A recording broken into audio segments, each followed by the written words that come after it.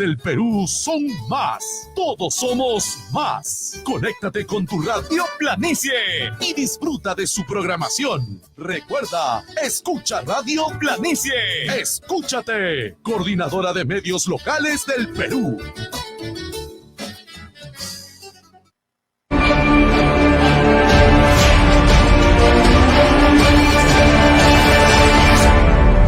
Lima Gris.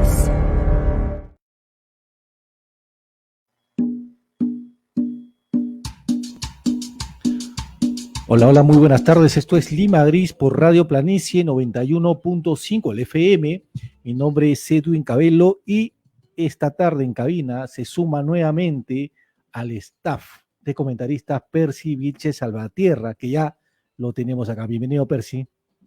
Buenas tardes, Edwin. Buenas tardes a todos los telespectadores y oyentes. Gustoso de estar nuevamente en esta cabina y en este programa. Es una nueva temporada, acércate al micro, Percy, es una nueva temporada con Percy aquí, que nos va a estar acompañando en los siguientes programas también. Pero bueno, Percy, quiero comenzar con un tema que ha pasado aquí en el distrito. Se trata sobre un hecho bastante curioso que ha estado dando vuelta por varios canales de televisión.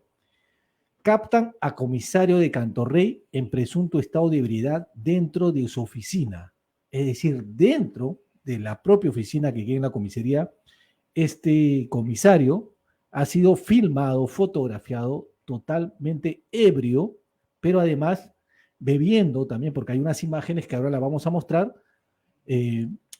bebiendo cerveza, y hay otros licores tragos cortos, ¿no? También que se pueda apreciar en el escritorio del del comisario. La noticia también la hemos publicado de manera más extensa en nuestra página de Limagris, limagris.com. Ahí señalamos que a pesar de la altísima tasa delincuencial y que existe una escasa presencia policial en las calles de San Juan del Lurigancho, el comisario de Cantorrey fue grabado en una situación calamitosa, donde se pondría en evidencia que no necesariamente se preocupaba por capturar a los delincuentes. El efectivo policial que protagoniza las polémicas imágenes responde al nombre del mayor Miguel Ángel Canales, quien fue captado entre botellas y varios vasos de alcohol. Son dos los videos que causaron sorpresa aquí en San Juan del Lurigancho. En el primero de ellos se observa al mayor Miguel Ángel Canales sentado en el escritorio de su oficina. Sin embargo, captó la atención que el efectivo policial mostraba señales de estar por quedarse dormido, ¿no? Casi se desmaya ella de tanto licor que habían bebido. Tenemos el video ahí para comentar. Bueno, eso es, por ejemplo, lo que estamos viendo, es una persona dentro de su oficina que aparentemente ha estado, pues, ¿no? Brindando, no se sabe qué han estado celebrando, y esto, mira, Percy. Ahí, por ejemplo, vemos también apoyado, ya quedándose dormido, este comisario de la comisaría de Cantorrey, ¿no? Es lo que está pasando aquí. Bueno, hasta ahora se sabe que ha sido separado, obviamente que va a haber una investigación y se le va a sancionar, pero lo que no se sabe hasta ahora, y es lo que ha comentado, y se sigue comentando en los canales de televisión, es que no va a ser suspendido, es decir, no lo van a separar de la Policía Nacional del Perú. Va a ser sancionado, sí, pero yo creo que esto debería tener un castigo más severo, ¿no? ¿Qué piensas sobre esto, Percy? Mira, realmente no he revisado la normativa de la policía, pero indudablemente acá hay una infracción severa en contra de la institución, ¿no? En contra del uniforme, en contra de las propias instalaciones y los preceptos que rigen a la Policía Nacional.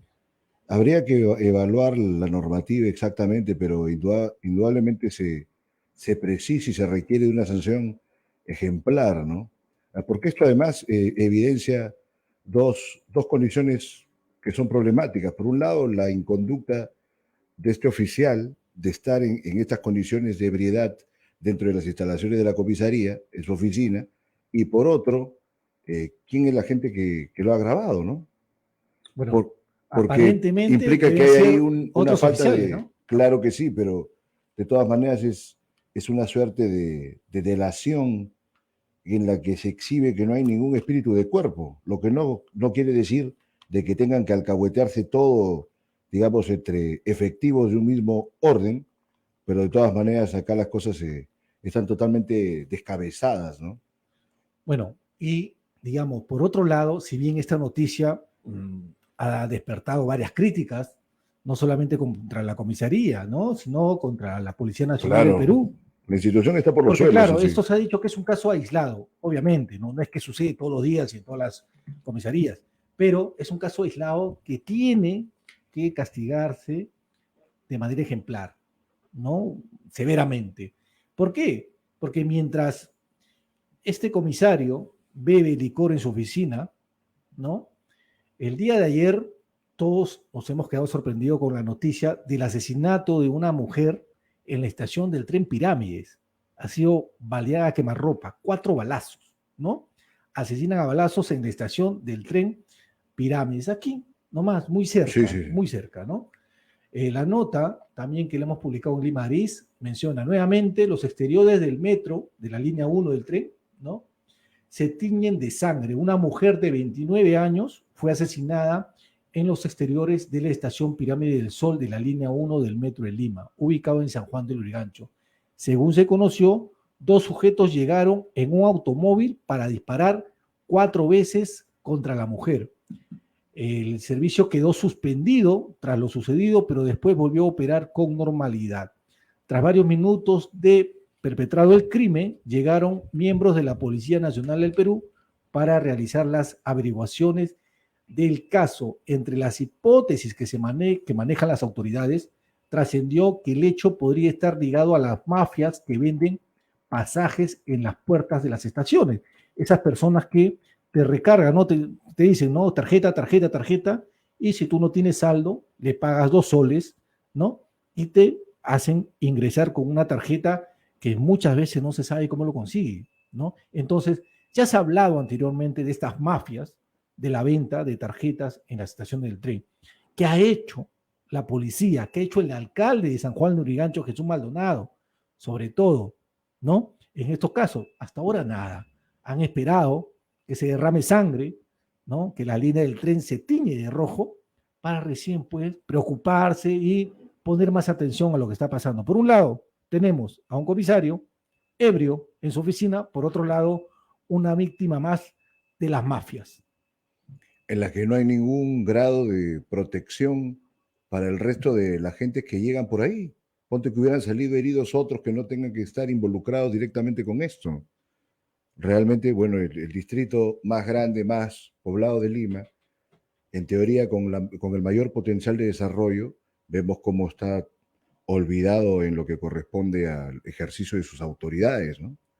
¿Cómo Claro, cambiarlo? ¿Qué hacer con ellos? Es una sí. pregunta de toda la vida y que estamos un montón de años sumidos en este desconcierto generalizado que abarca el Estado entero. ¿Qué ha dicho el alcalde Jesús Maldonado sobre este hecho, no? Él ha mencionado, o lo cito, es lamentable, pero entendamos lo que hay de fondo. De fondo hay una tarjeta que era para todo el público de trenes. Yo les pido algo, dejen de usar esas tarjetas y este sistema. Saquen sus tarjetas y evitemos que esta gente esté delinquiendo. Es la misma lógica del celular robado. El día que no compremos uno, robar será innecesario. Son las palabras del alcalde. ¿Qué piensa de estas declaraciones del alcalde Maldonado? Bueno, son cosas que se le ocurren al hombre y que cree que con eso ya pasó piola, ¿no? No le veo mucho fundamento a eso, porque no es que la gente acaba pagando a estos personajes que les venden los boletos, sino que a veces puede ser que haya demasiada cola, es difícil a veces estar por uno mismo, me acuerdo cuando usaba el metro hace años, entonces había una tremenda cola para recargar, para sacar la tarjeta, más rápido salía pues pasar, digamos, con estos personajes que estaban vendiendo lo que tú dices, ¿no? Entonces, creo que no es un análisis para nada profundo, sino que es un comentario solamente dicho para salir del paso. Ahora, ¿qué pasa con la gente que está? Antes me preocupaba esto muchísimo, ¿no? Pero parece que todas las autoridades, o la gran mayoría, es como que contaran con un gabinete de asesores completamente fantasmales. o que realmente no les habilitan un entendimiento de todos los problemas que tienen en las áreas que llevan a su cargo, ¿no? Yo creo que por ahí también tendría que hacerse alguna especie de reforma más exhaustiva o que por lo menos se tenga más criterio al implementar al staff de la gente que van a asesorar a todos estos personajes, ¿no? Yo veo que más que ya que falta de representatividad, hay una falta de efectividad en el plano de los asesores, ¿no? Exacto, ¿no? Bueno, yo voy a leer rápidamente lo que publiqué ayer en una columna en Diario Uno y también ha sido publicado en Limadrid y he visto que en varias páginas de las redes sociales, en Facebook, están replicando sobre este texto que publiqué referente a la gestión del actual alcalde de San Juan de Lurigancho, Jesús Maldonado, ¿no? Han pasado 7 meses desde que Jesús Maldonado llegó al sillón municipal del distrito más poblado del Perú. 7 meses declarando a los canales de televisión sobre su buena intención. Incluso, en su desesperación, ha solicitado al gobierno de Dina Boluarte la presencia de las Fuerzas Armadas para que patrullen las calles con la finalidad de combatir la delincuencia. Es decir, para el alcalde, el problema de la delincuencia se soluciona con la militarización del distrito. Maldonado, al igual que muchos políticos improvisados, navega sin brújula, sin estrategias y sin planes. Han pasado 221 días de su gestión como alcalde de San Juan de Lurigancho y hasta hoy no ha presentado ningún plan de trabajo concreto. Pero enfoquémonos en la ausencia de su plan cultural, plan que debería primar en un distrito multicultural. San Juan de Lurigancho es un pequeño Perú y la riqueza más importante de este distrito es su gente. Esto no lo ve el alcalde, ni sus gerentes, ni sus asesores. Ese sesgo no le permite entender que el arte y la cultura crean espacios de cohesión social y que la cultura y el arte también ayudan a prevenir delitos. No pretendo que Maldonado sea un experto en gestión cultural. Lo que no entiendo es por qué no está dentro de sus prioridades el tema cultural. ¿Por qué no se rodeó de gestores culturales con experiencia de éxito, siendo la cultura la columna vertebral para atacar los problemas de los que adolece San Juan de Lurigancho? Alcalde Maldonado, deje de pedir favores a Dina Boluarte y póngase a trabajar. Comience a democratizar la cultura y trabaje apoyando a los cientos de jóvenes que a pesar del frío de la noche ensayan sus bailes debajo de la vía del tren porque no existen espacios para la cultura. En San Juan del Lurigancho no tenemos un centro cultural, un teatro o una biblioteca municipal que se respete, pero el alcalde tiene la oportunidad de mejorar el distrito y para eso es necesario soñar.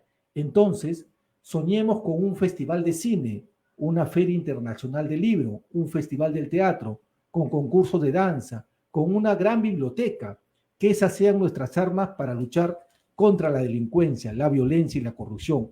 Basta de mirar a San Juan de Lurigancho como el patito feo de Lima. ¿Qué piensas? ¿Compartes o no la mirada de que con la cultura se puede hacer una especie de prevención? Por supuesto que sí. Yo he escrito incluso en mi último libro de ensayos 200 imágenes críticas del Perú ante el Bicentenario.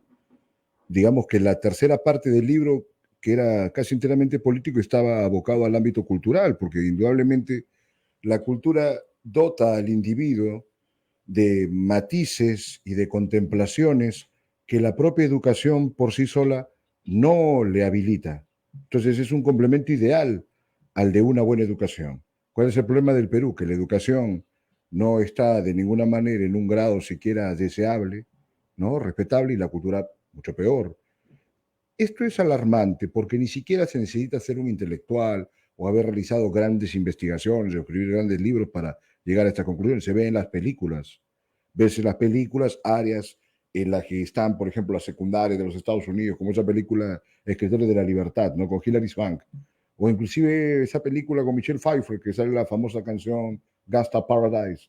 Entonces va y se instruye a la gente en un medio hiperviolento, y de alguna manera las personas que tienen acceso a la literatura o a otras formas culturales, Al teatro, al cine, a la danza, pero en estas películas son más literarias que otra cosa. No, si no todos, pero al menos un grupo se ve tocados por esto y van redescubriendo su humanidad, que no te parece que es algo que se está perdiendo ahora último. Ahora la gente te mata por 50 soles. Por O sea, un celular. el celular todavía, porque dice, bueno, ya lo voy a quitar y, bueno, en fin, es negativo. Pero hay gente que está perdida y son capaces de meterte un cuchillo, meterte un balazo por nada. Hay gente que ha disparado porque alguien lo ha mirado mal. Y no es como antes, ¿no? Por lo menos se dice, ¿no? Antes la gente tenía más códigos o tenía un poco más de criterio de respeto, incluso en el barrio, ¿no? Una cosa media romántica, pero por lo menos no robaban a la propia gente de su barrio. Ahora la gente es un desastre. Hacen cualquier cosa, no tienen ningún criterio ni ningún sentido de humanidad, del grado mínimo del respeto para con los demás, aún siendo delincuentes. Entonces ya está en un nivel de barbarie que quizás es irreversible, pero por lo menos habría que contenerlo, ¿no? Así es. Bueno, vamos a hacer una pausa y regresamos en el segundo bloque para hablar sobre el libro Revista de Vanguardia e Izquierda Militante en América Latina 1924-1934 con Víctor Ramos, que ya lo tenemos aquí en la radio. Regresamos.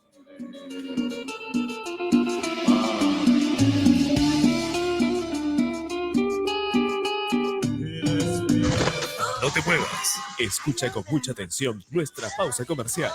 No te muevas, que enseguida retornamos con más en Planicie.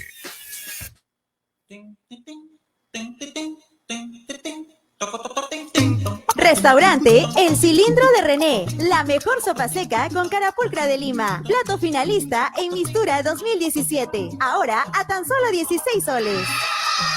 Tenemos además deliciosos almuerzos para ti. Prueba nuestro chancho y pollo al cilindro, caja china.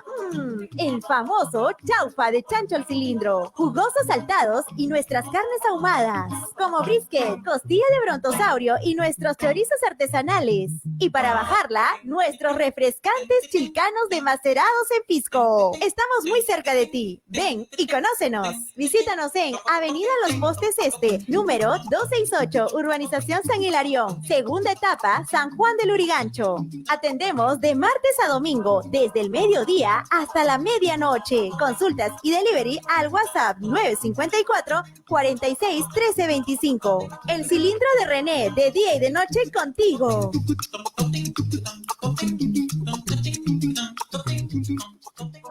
No esperes más y cumple hoy el sueño de tu lote. Facilote con Centenario. Compra tu lote en Urbanización Golf de Santa Clara con cuotas insuperables hasta en 12 meses sin intereses. Visítanos entre la Granja Azul y Urbanización Remanso o ingresa a terreno.pe. El sueño de tu lote. Facilote con Centenario. El festival más importante del Perú, juntos en concierto, presentando a Prince Royce, Justin Quiles, Brian Meyers, Alex, Emilia, Elegante, Mitquila, Ryan Castro, Aterciopelados y muchos más, juntos en concierto. 19 de agosto, Estadio San Marcos. Entradas en Teleticket, descuento con tarjetas Interbank. Yo te amé, te adoré.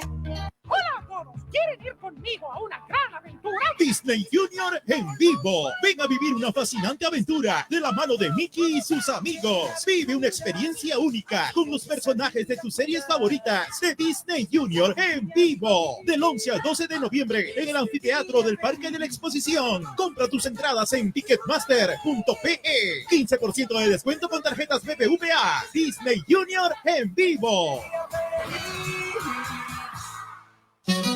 En cada ciudad de todo el país existe una emisora local. Por eso, si eres de aquí, escucha Radio Planicie. Vivimos, hablamos y pensamos como tú. Las radios locales del Perú son más.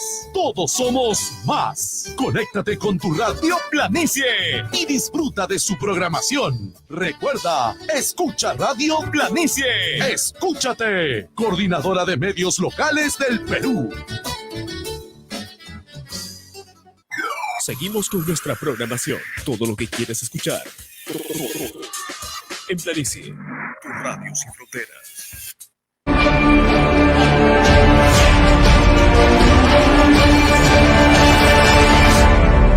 Lima Gris.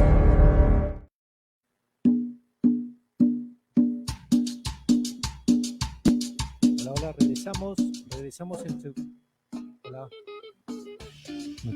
Hola, ahora sí.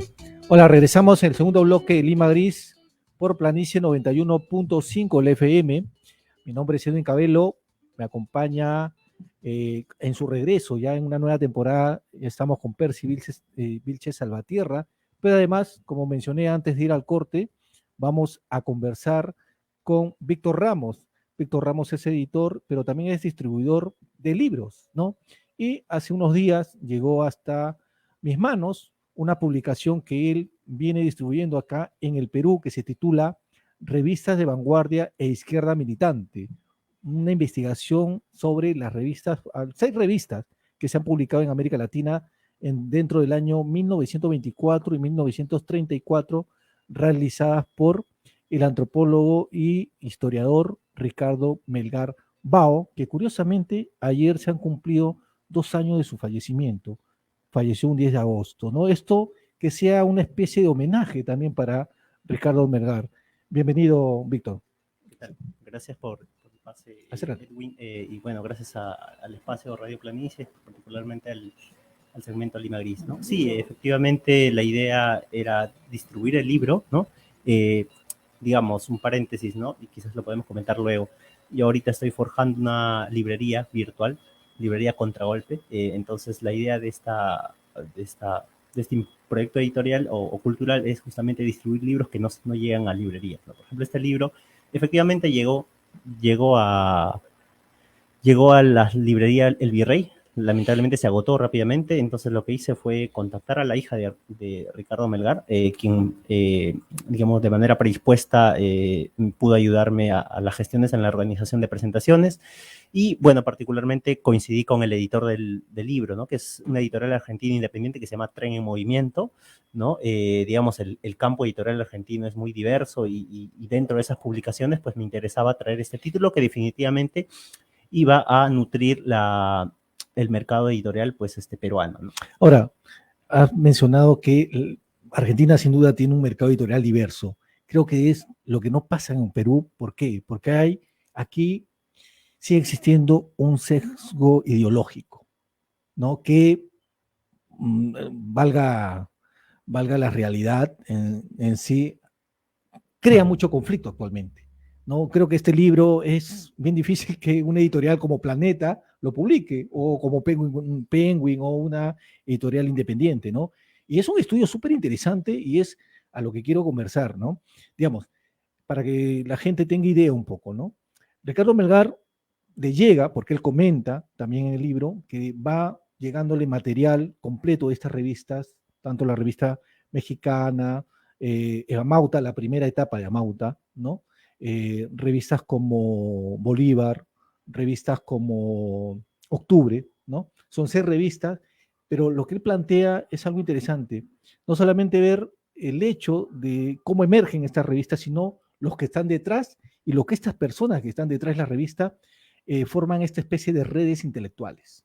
Sí, efectivamente, como señalas, Edwin, digamos, ese abordaje de las revistas es lo que hace muy interesante y peculiar el libro, ¿no? Porque, digamos, justamente las primeras páginas, para que el lector un poco tenga en cuenta, es donde Ricardo Melgar un poco complejiza, digamos, lo que es dentro de la historia. Son 2 campos que, digamos, no, sinceramente, hasta donde he podido tener el alcance, porque, digamos, yo tengo de formación literaria, pero estoy muy interesado en temas de historia y ciencias sociales, es el tema de la historia intelectual o la historia cultural, ¿no? Digamos, que justamente, como acabas de señalar, pone en el acento, digamos, los vínculos de sociabilidad que se recogen detrás de las publicaciones, porque, digamos, hay digamos, diálogo, intercambio de ideas, ¿no?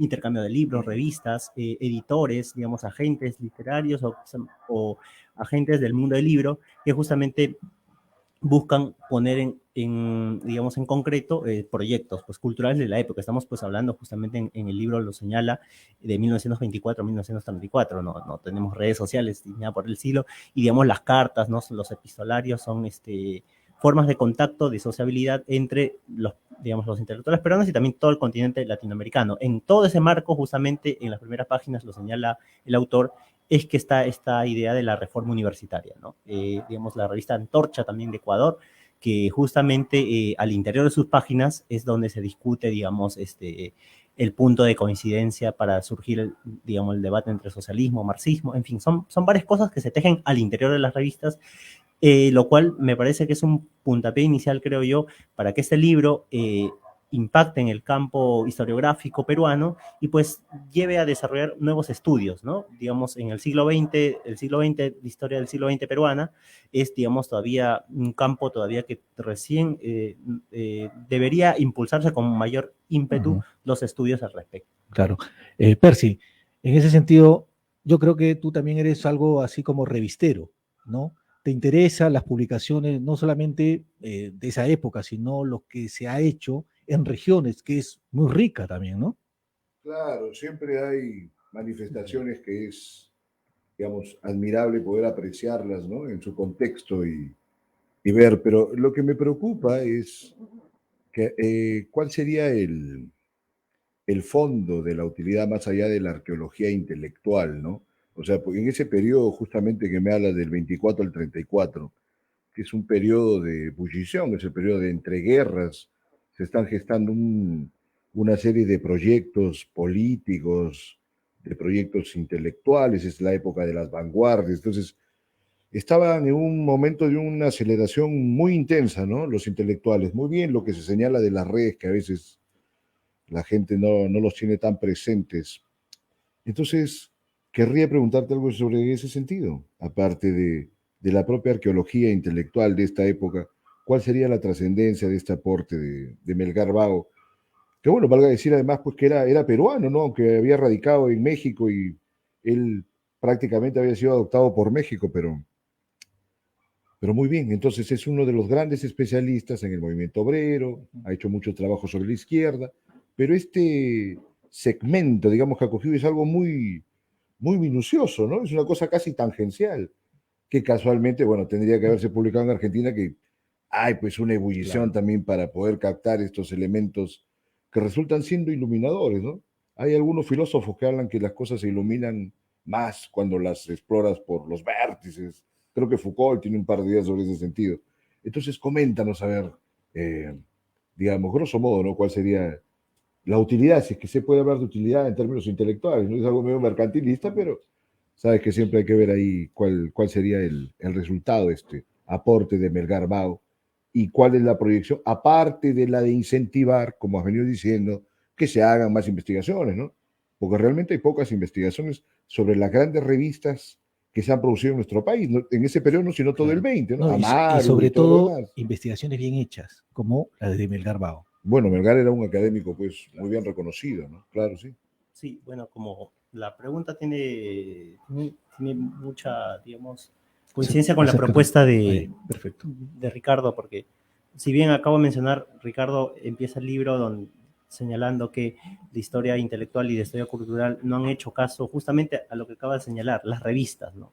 Las revistas como objeto de estudio, pero claro, aparte de lo que ya se ha mencionado hace unos minutos, de ver los vínculos de sociabilidad al interior de ellas y la dinámica de ideas que se iba transfiriendo entre país a país, o incluso al interior del mismo país, ¿no? Las regiones, las suscripciones, me parece que el aporte de Melgar radica en un poco también complejizar qué tipo de relaciones, ¿no? O sea, digamos, no quedarnos en un marco, digamos, de datos o quizás de poner en contraste en tal fecha sucedió tal evento, sino también complejizar, digamos, qué tipo de redes, ¿no? Por ejemplo, el capítulo de Amauta me parece muy interesante porque, digamos, desmenuza cuáles son las redes intelectuales de Mariátegui. Y dice, no solamente debemos buscarla, señala Melgar, en Amauta, sino también en la editorial Minerva, ¿no? Que es un proyecto editorial que, digamos, no ha sido tan estudiado con detenimiento.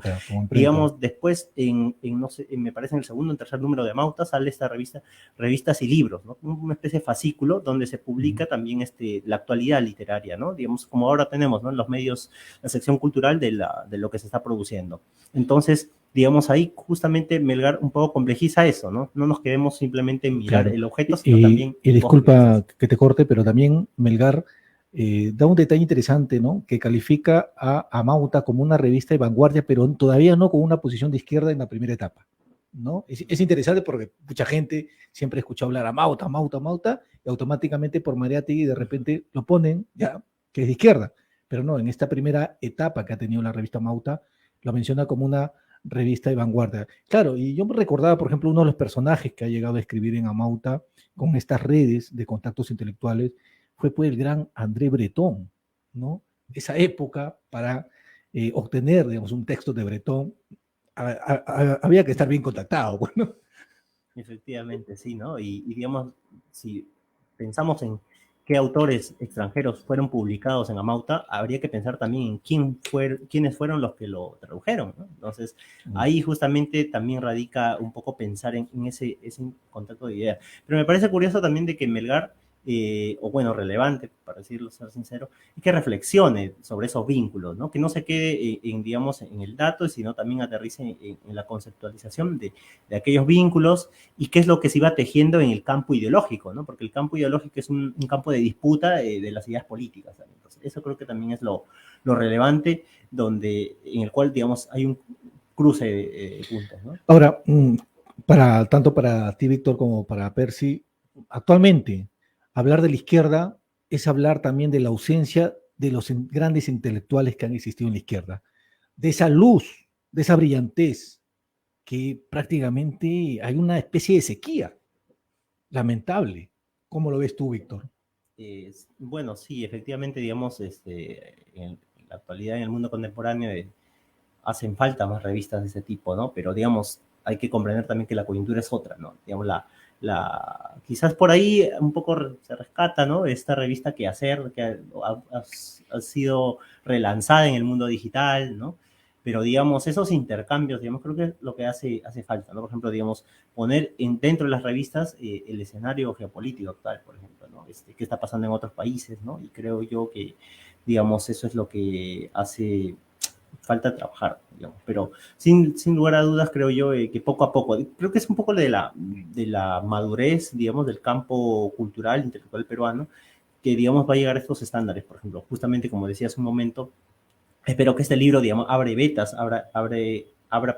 nuevas formas de aproximarse a las revistas, y más allá de las revistas, a los libros, creo yo. Por ejemplo, este libro que estoy distribuyendo y que se va a presentar, me adelanto un poco, ¿no? La próxima semana, jueves 17, en la Casa de la Literatura Peruana, forma parte de la colección Sentidos del Libro. Y en Argentina hay un interesante campo de estudios que se llama Estudios del Libro y la Edición.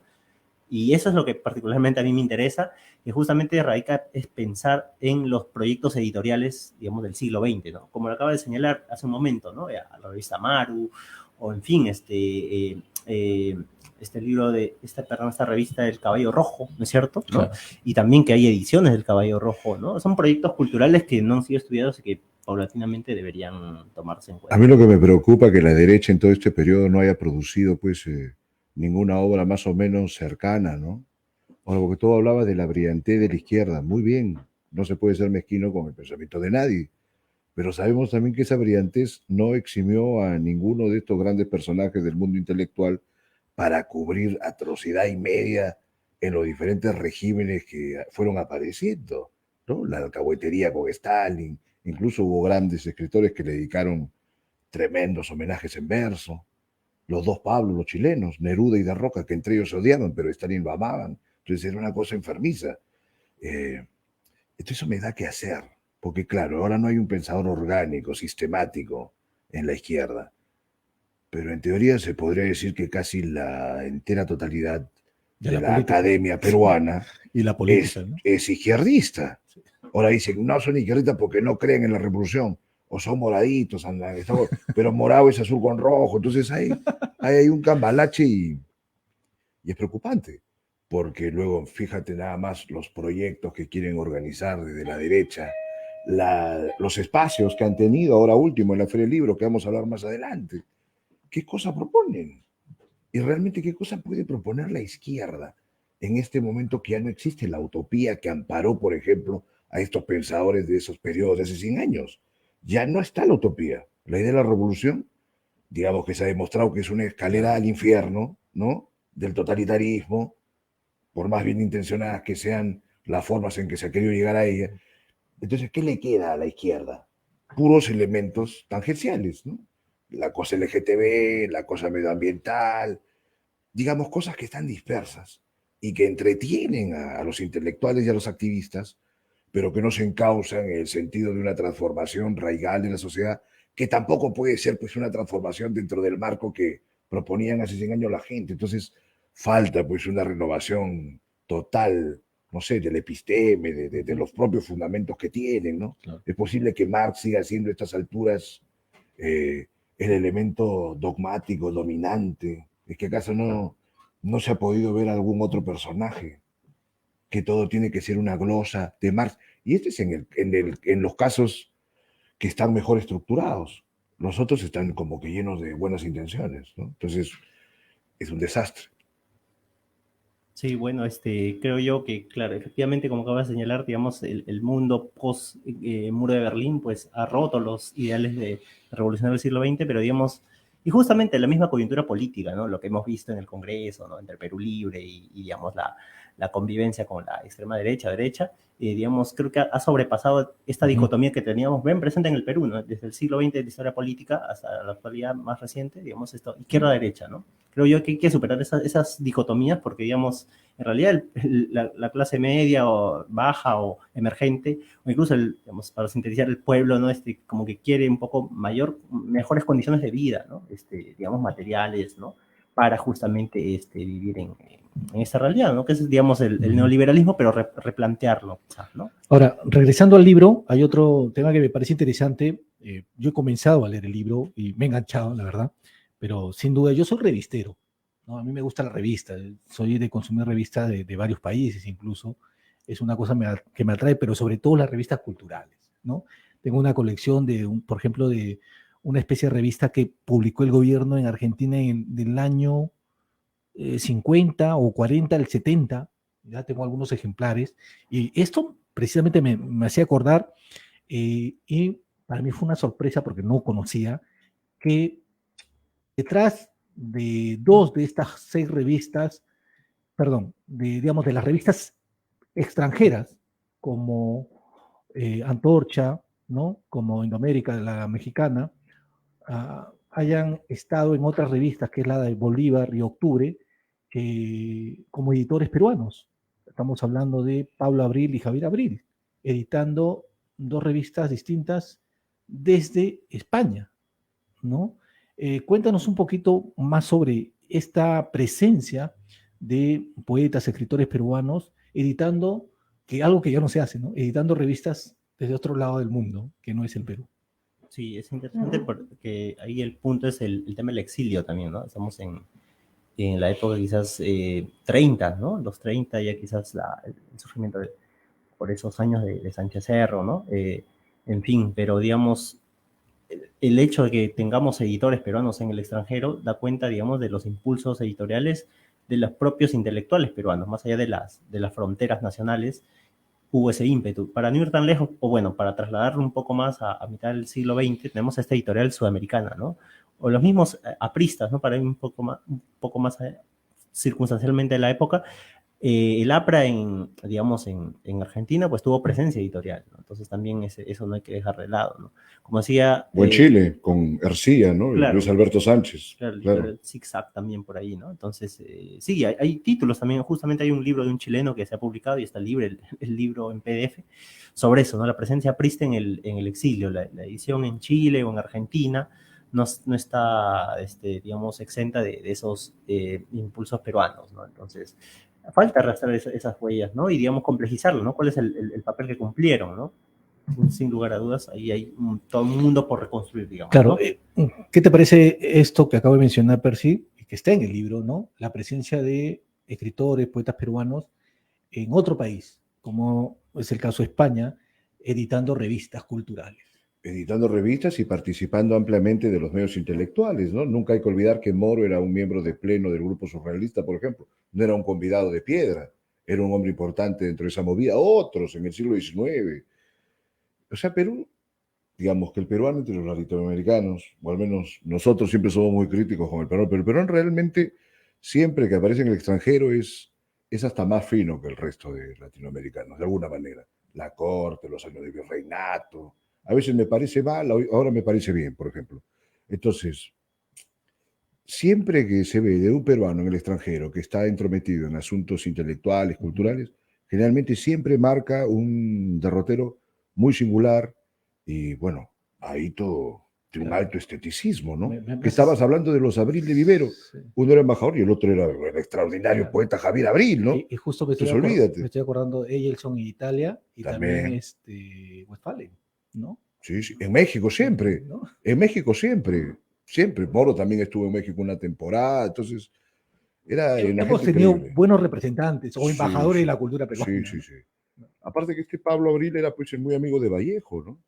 Ahora, no sé si él estaba exiliado o era embajador en aquellas épocas, porque es otro tema. Tú sabes, no solamente peruanos, pero hay grandes intelectuales latinoamericanos, en general del mundo entero, que se han dado también grandes oportunidades de desarrollarse en la cultura porque estaban muy bien rentados por sus respectivos países, como embajadores o como agregados culturales. En cambio, ahora tú ves quiénes son los agregados culturales del país, ¿no? O sea, es, bueno, en fin, Sí, sí. hay una involución grave, ¿no? Terrible. Bueno, en ese sentido me estabas mencionando que la nueva presentación que va a tener este libro, ¿no? Aquí en Lima, ¿cuándo va a ser exactamente? Es el próximo jueves 17 de agosto. En la Casa de la En Literatura. la Casa de la Literatura van a estar presentes Marcel Velázquez, Ricardo Portocarrero, ¿no? Y Ujú. Tito Agüero, ¿no? Historiador.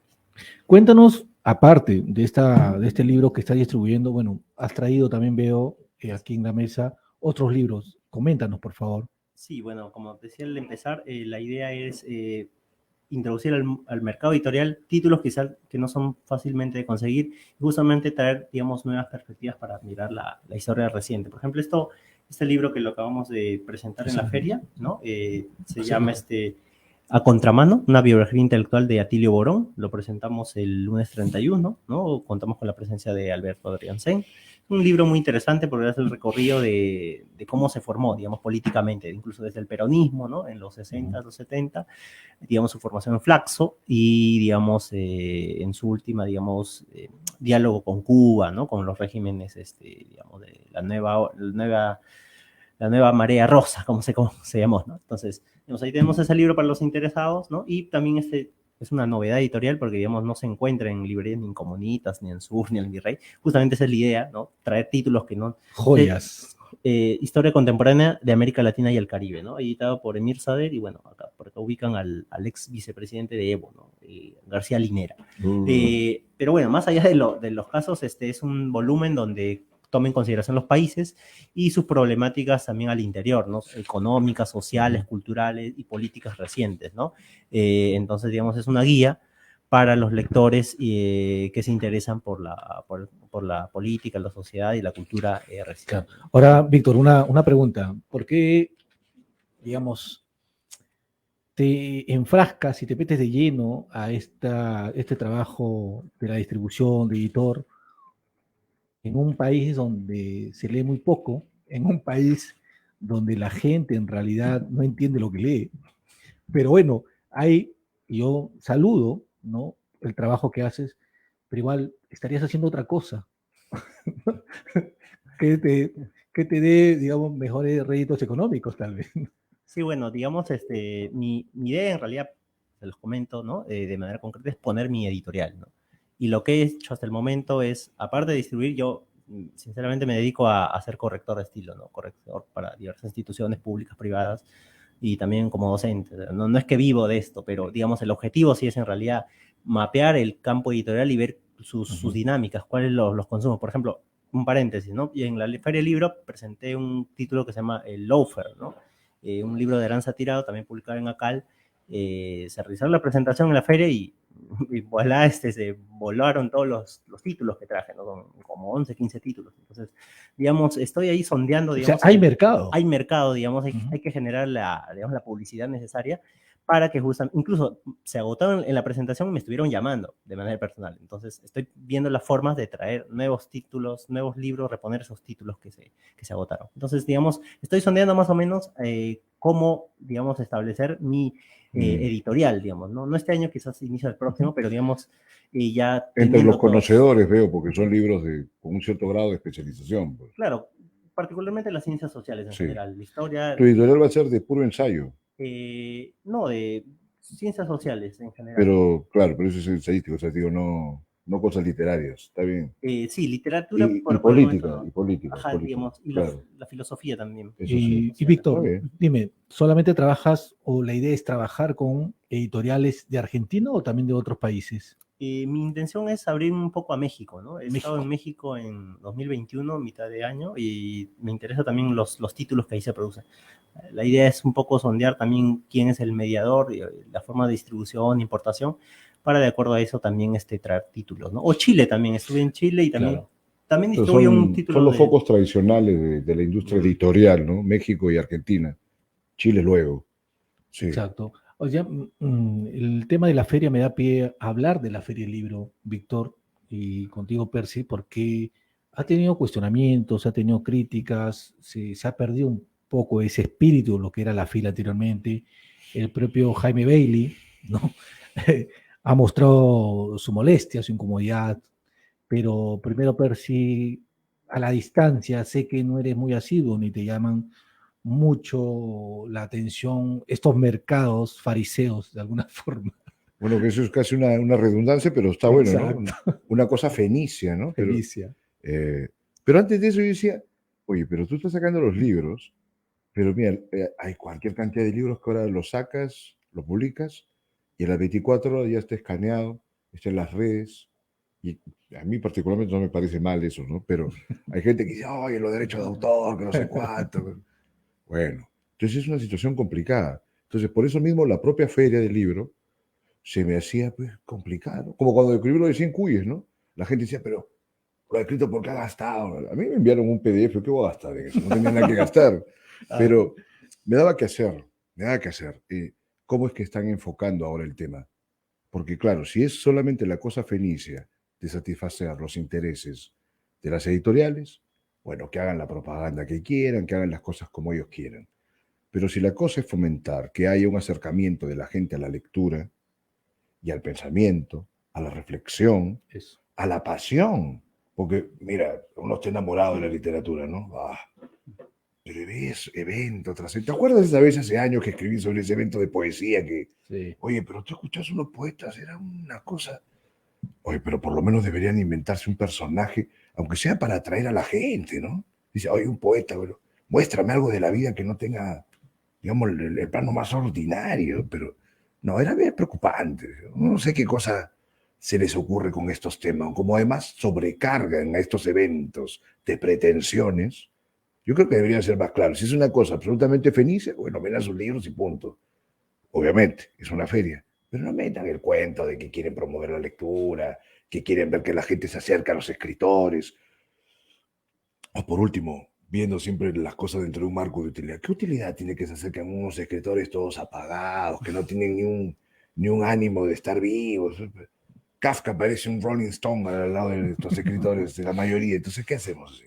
Que era un genio Kafka, todo, pero olvídate, ¿no? Sí, bueno, un comentario, si bien no he frecuentado la feria, apenas he recorrido las dos presentaciones que tuve, digamos, viendo también de manera panorámica el programa cultural, definitivamente ese resquebrajamiento de lazos diplomáticos entre Perú y México, ¿no? Afectó a la feria, porque México, hay que tener en cuenta, era el invitado de honor, ¿no? Ya me imagino quizás qué tipo de autores hubiesen venido a esta feria, ¿no? Y lastimosamente, digamos, hay un poco, digamos, perdió el punche en el ámbito cultural, quizás en el programa, ¿no? Pero digamos, todas las editoriales hacen sus apuestas, ¿no? Al interior, y como dice, ¿no? Percy, quizás, cómo impulsar proyectos, y quizás por ahí hay PDFs. Y un comentario aquí que quiero traer de cuenta es que, digamos, por ejemplo, yo imprimo también libros de Argentina, ¿no? Tengo un vínculo con una casa editorial independiente, y lo que hago es imprimir bajo demanda, ¿no? Esta impresión bajo demanda trae nuevas dinámicas porque, digamos, te ahorra, ¿no? Y en tanto autor, que tú puedes autoeditarte, te permite quizás no imprimir como hace unos años, ¿no? 500, 1000 ejemplares y después estoquearte en tu almacén, Claro. un cuarto, sino imprimir, por ejemplo, 50 ejemplares, 100 ejemplares, incluso 20, desde 10 en adelante. A pedido. Exacto. Y eso me ahorra, pues, costos, me ahorra quizás tener en el espacio, pues, bastante cajas de libros. De esa manera quizás se contribuye a que, digamos, el ecosistema del libro, digamos, los editores, los autores y las distribuidoras no pierdan, ¿no? Entonces creo que me parece eso es algo importante, y también, digamos, hay que recordar también que se me vino a la mente esa idea de Pierre Bourdieu, ¿no? Que decía, el editor tiene que tener dos facetas, ¿no? Tanto apelar a lo simbólico, porque, digamos, en los títulos que él apuesta hay algo que pone en juego, pero también lo comercial, ¿no? Porque, digamos, de la venta de los libros, digamos, él va a vivir. Entonces, por ahí se pone en juego, digamos, la distribución, la circulación de los libros en el Perú, más aún teniendo en cuenta lo que acaban de señalar ambos, digamos, la baja capacidad de lectura, de comprensión, digamos, es un trabajo que excede incluso a nuestras manos, porque ese es trabajo conjunto quizás del Minedu con el MINCUL, ¿no? En fin, ¿no? Hay bastante por hacer en el mercado y los medios de comunicación, Sí. los medios culturales, Sí, porque no hay una mediación, claro. ni reseñistas que expongan las cosas, digamos, con suficiencia, ¿no? Con solvencia, ni en el plano crítico, ni en el plano de la aprehensión. Un reseñista, por ejemplo, de estos temas, ya, pues aparte de preocuparse quizás de las formas, tiene que abordar las ideas que se están conteniendo. ¿Dónde aparecen? ¿Hay espacio para ello? ¿Dónde? ¿Les pagan? Sí. La gente que comenta se comenta por amor al arte, o sea, y esto es. Y claro, el público lector no tiene estas mediaciones, se ve pues completamente en el desamparo, ¿no? No, y aparte de eso, como ha mencionado Víctor, ¿no? Las instituciones que deberían estar trabajando en ese terreno es el Minedu y el Ministerio de Cultura. Yo les cuento qué pasa, por ejemplo, el Ministerio de Cultura, un desastre. Ahorita, ayer le han pedido la renuncia a la jefa de la Biblioteca Nacional del Perú. Se va, porque es una gestión desastrosa, ¿no? Ahora se está hablando ya de un nuevo nombre, supuestamente mañana me imagino que va a estar en una resolución, ¿no? De un escritor, ya mañana se van a enterar, pero además de eso hay varios quiebres dentro de la propia institución. El problema, y esto no solamente pasa en el Ministerio de Cultura, sino también es un tema que sucede, por ejemplo, en instituciones conectadas de una u otra forma a la educación, ¿no? Y que están sufriendo, pues, no solamente recortes presupuestarios, sino también se están, digamos, creando esta especie de nido de zánganos, donde los ministros que asumen el cargo terminan convocando a sus amigos, que no están capacitados para asumir un cargo importante en una institución. Y ese es el problema, ese es el círculo vicioso que termina distorsionando un ministerio y termina distorsionando una feria de libro también. Porque claro, si vemos quién está a la cabeza de la actual Feria del Libro, te vas a dar cuenta que va a convocar gente de mediana para abajo, ¿no? Pero no gente capacitada, gente talentosa, gente con experiencia de éxito, que es lo más raro de encontrar. No sé qué piensas tú, Víctor. No, sí, definitivamente, digamos, existe lo que ya se ha dicho, ¿no? Esta idea de la argolla, ¿no? La argolla que es una especie de elemento subterráneo, ¿no? Y, digamos, más allá, digamos, de las formaciones técnicas, ¿no? Digamos, deberían poner su carrera a disposición de hacer una transformación quizás en el plano cultural, ¿no? Porque eso es lo que falta. Yo creo que la biblioteca en estos últimos años ha estado pendiendo un poco, ha dado un poco más de ánimo a esto de la mediación cultural, abrir estaciones de biblioteca pública, ¿no? Hay novedades muy interesantes que yo he podido conseguir en las bibliotecas, ¿no? Y las consigo todavía.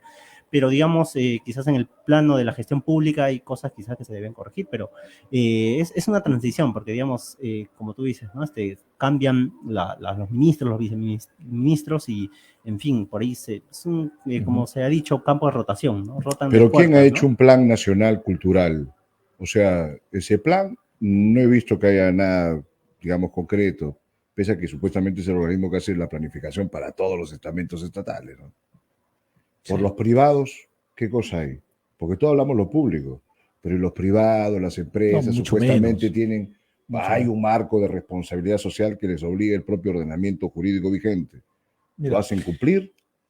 Nadie se preocupa por esas cosas también. yo creo que un trabajo interesante, y lo hace durante muchos años, ¿no? Es el Centro Cultural Petroperú. No solamente con el concurso de poesía del Premio Copé, sino con la publicación también de libros. Eso me parece interesante. Petroperú está entre lo privado y lo público, pues, ¿no? Más o menos. Está más o menos ahí. Pero eso se debería replicar y no se replica, ¿no? Pero bueno, son cosas que suceden. Los últimos minutos, Percy, ya que estás también, Víctor, hablar sobre tu texto, sobre este texto relacionado al prólogo que ha sido cuestionado, ¿no? Este prólogo que hace Mario Vargas Llosa al libro de Los José Ríos María Profundos. Arguedas, en Los Ríos Profundos, ¿no? Claro, además ponen un fragmento, ¿no? Y toda la gente se alarma, culpan a la RAE, culpan a Vargas Llosa. Yo no sé en qué momento se agarró la onda de oponer a Vargas Llosa con Arguedas. A mí me parece que no tiene ninguna justificación. Y no porque el otro sea premio Nobel, porque hace como 50 años que no escribe una novela, digamos, muy importante, pero la gente anda pues en una ola de tergiversaciones. Como yo sostuve en ese documento, había gente que decía, oye, pero si eso lo hace porque está muerto Arguedas. O sea, que Arguedas vivo había que tenerle miedo. ¿Te parece cómo lo trató Cortázar, cómo lo trataron los de la mesa redonda? Era un hombre que había que proteger. Creo que ha quedado ahí como un saldo de una mala conciencia por cómo se comportó, creo, la intelectualidad peruana en su momento con Arguedas, que luego llevaba a encumbrarlo. Por ejemplo, cuando le dicen Taita, yo no lo entiendo. No sé si alguien que se comunique, ustedes dicen, el Taita. Pero más Si es una, el Taita más, del país, más, ¿cómo estamos? no, pero más se le dice de cariño, creo yo. Una cosa más de Puede cariño. ser, No, pero el no. Taita es tu padre. O sea, de cariño por lo que fuera. Tú mismo estás haciendo o estableciendo un ascendiente ahí. Entonces, si ese es tu padre, ¿a dónde vas a ir? No se puede ir muy lejos. No, yo creo que en ese sentido, claro, sí, pues digamos, lo que ha imbuido bastante en la cultura peruana es esto de la cultura de la cancelación, ¿no? Se cancela a algunos autores porque, digamos, no dice lo que yo quiero que diga. Digamos, hay que distanciarnos poco a poco porque, digamos, son estrategias editoriales, ¿no? Si bien es una edición conmemorativa de los 50 años de Los Ríos Profundos, pero, digamos, al fin de cuentas, claro, eso es lo que Vargas Llosa es la estrategia para que la RAE venda el libro, ¿no? Claro, podemos disentir del comentario de Vargas Llosa, pero bueno, ¿no? Sabemos en qué época está Vargas Llosa, digamos, no es el Vargas Llosa que defendía la Revolución Cubana, estamos en otro Vargas Llosa. Entonces, comprender eso y comprender que más allá de cancelarlo o hacer presente nuestros ánimos en nuestras redes sociales, no va a cambiar nada, sino simplemente hay que más bien forjar, ¿no? Digamos, una batalla cultural alternativa, ¿no? Con otros autores, quizás regionales, que dicen cosas interesantes y que no tienen el sitio o la voz en la palestra, ¿no? Creo que ahí, digamos, se puede tomar en consideración esto para el campo de las ideas actuales. Así es. Bueno, el tiempo es cruel, ha pasado rapidísimo la hora. Quiero repetir el libro, que lo recomiendo bastante, que se titula Revista de Vanguardia e Izquierda Militante, un estudio sobre la revista de América Latina, 6 revistas de América Latina, entre los años 1924 y 1934, realizadas por Ricardo Melgar Bao. La gente, ¿dónde se puede contactar contigo, Víctor, para adquirir el libro? Sí, gracias. Los últimos minutos que quedan, recordad que es la presentación el próximo jueves 17 a las 7:15 de la noche en el auditorio de la Casa de la Literatura Peruana.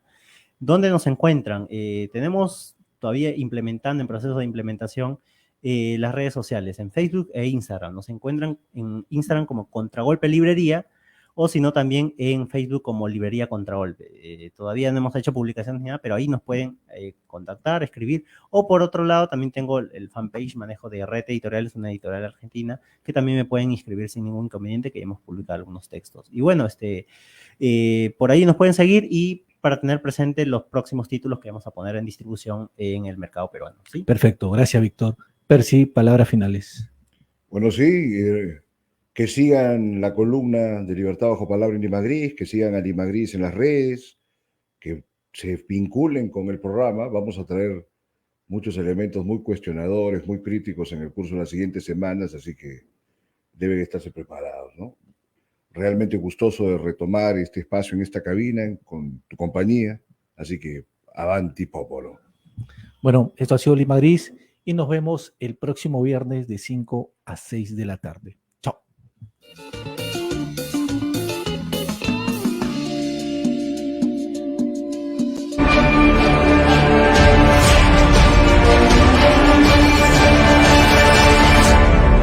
Lima Gris.